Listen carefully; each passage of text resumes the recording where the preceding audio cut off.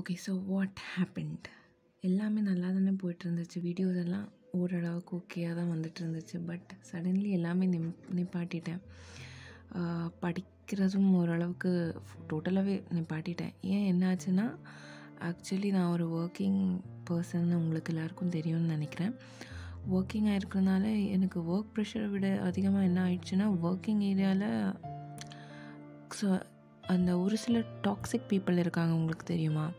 அந்த மாதிரி ஒருத்தங்க சடனாக என்டர் ஆகி ஆல்ரெடி 2-3 மந்த்ஸாக இருக்காங்க. பட் இப்போ தான் பிரச்சனை ரொம்ப ஜாஸ்தி பண்ண ஆரம்பிச்சிட்டாங்க. ஸோ அந்த பிரச்சனைகளால் மென்டலி ரொம்ப டிஸ்டர்ப் ஆகி எதுலேயும் ஃபோக்கஸ் பண்ண முடியாமல் இருந்துட்டேன். அதனால என் ஜேர்னி கொஞ்சம் பின்னாடி லேக் ஆகிடுச்சு. So again I have to pick myself up. So again pick myself அப்னா திருப்பி கொஞ்சம் ரீப்ளானிங் பண்ண வேண்டியதாக இருந்துச்சு. அப்போ டைம் இருந்துச்சு நம்ம கையில், நம்ம நல்லா படிக்கலாம்னு யோசித்தோம். பட் பிரச்சனைகளால் தடைகளால் ஆப்வியஸ்லி நம்ம ஒரு கோல் வச்சுருந்தா அதில் நமக்கு சில பேக்லாக்ஸ் வரும், சில பிரச்சனைகள் வரும். அதை எப்படி நம்ம தாண்டுறோன்னு தான் இருக்கும் நம்ம கையில். ஸோ நம்மக்கிட்ட இருக்கிற டைம் எவ்வளோன்னு நான் பார்த்தேன். So I calculated first web. Okay, first web தான் நம்ம டார்கெட்டுங்கிற இன்க்ளூடிங் ரிவிஷன் எல்லாம் சேர்த்து, டெஸ்ட் சீரீஸ் எல்லாம் சேர்த்து ஃபஸ்ட் வெப்பை டேட் வச்சுருக்கேன். ஸோ நான் இந்த ஜேர்னி ஸ்டார்ட் பண்ணப்போ ஐ ஹேட் 127 days வித் மீ. இப்போது என்கிட்ட எவ்வளோ இருக்குன்னா 79 days, ஓன்லி 79 days. ஸோ இந்த 79 days எப்படி பண்ண போகிறேன்னு எனக்கே சுத்தமாக ஐடியா இல்லை. பட் ரஃப்லி நான் என்ன கால்குலேட் பண்ணியிருக்கேன்னா,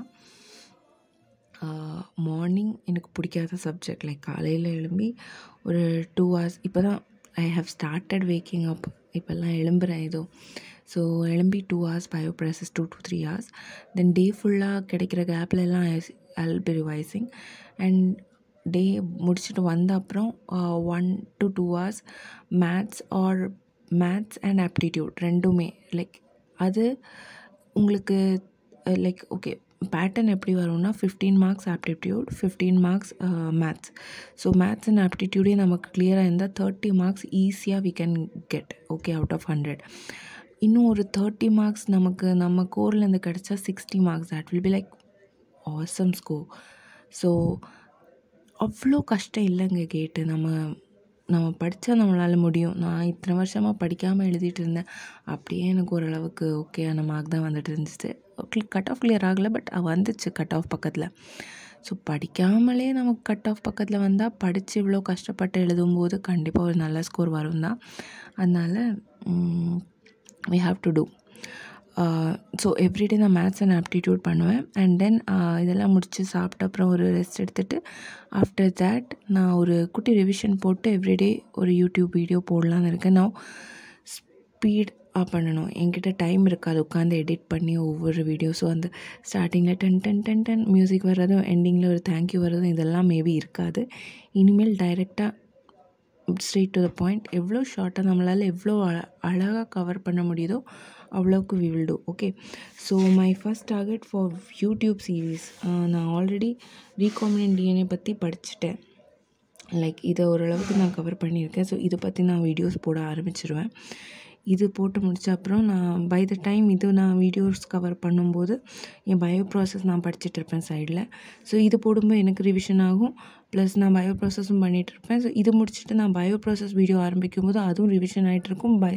சைட் பை சைட் என்னோடய மற்ற டாபிக் நடந்துகிட்ருக்கும். ஐ திங்க் அது முடிச்சுட்டு நான் ஃபஸ்ட்டு போர்ஷன் நம்ம இன்ஜினியரிங் மேக்ஸ் எவ்ரிடே பண்ணனால அது பண்ணிகிட்ருப்போம்.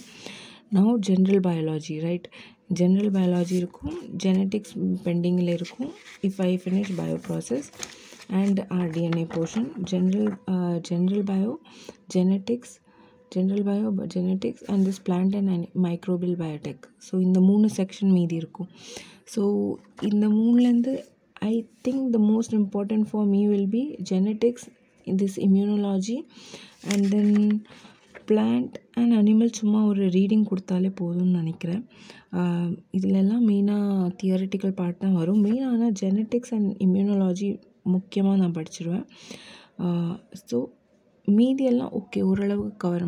பயோகெமிஸ்ட்ரி எல்லாம் ஐ டோன்ட் நோ, பார்க்கலாம்.